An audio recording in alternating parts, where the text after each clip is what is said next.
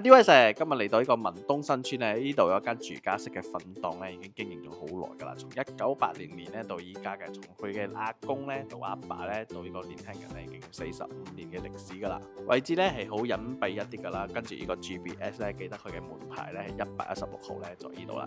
嚟到呢度咧必食嘅咧就係佢哋嘅咖喱雞粉啊，好快就賣晒㗎啦。呢度除咗咖喱雞粉咧，仲有雲吞麵啊、料粉啊等等嘅。我哋嚟到嘅時候咧，好多熟客嚟到咧，見到冇咗咖喱雞咧就走咗啦，證明佢嘅咖喱雞咧真係幾唔錯。我哋咧就 order 咗一個叉燒乾撈粉啦，同埋一個咖喱雞粉。咖喱雞嘅咖喱咧非常之濃郁啦，佢哋係有椰漿嗰種咖喱嚟嘅。咖喱雞肉嘅份量咧就normal啦。